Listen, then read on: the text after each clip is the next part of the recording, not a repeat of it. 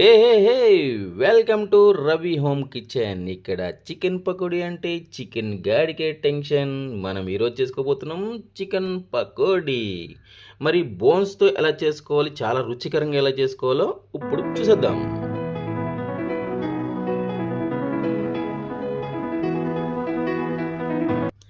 ముందుగా half KG chicken తీసుకొని అది పారిపోకముందే ఒక బౌల్లో వేసేయండి. తర్వాత హాఫ్ నిమ్మకాయ పిండి ఇలా చికెన్కు ఫేస్ వాష్ చేసినట్టుగా ఇప్పుడు ఎండబెట్టిన కరివేపాకు, అల్లం వెల్లుల్లి పేస్ట్ 1 స్పూను, కారం 1½ స్పూను, పసుపు హాఫ్ టీ స్పూను.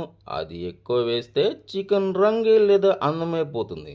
కాబట్టి ధనియాల పొడి 1 స్పూను, జీలకర్ర 1 spoon, garam masala 1 spoon, egg ఒకటి. అన్ని బౌల్లో పడుతుంటే గుడ్డు కూడా నేను కూడా వస్తారా అంటుంది. 2 స్పూన్లు కార్న్‌ఫ్లోర్ కూడా వేసేయండి. ఇప్పుడు ఇదంతా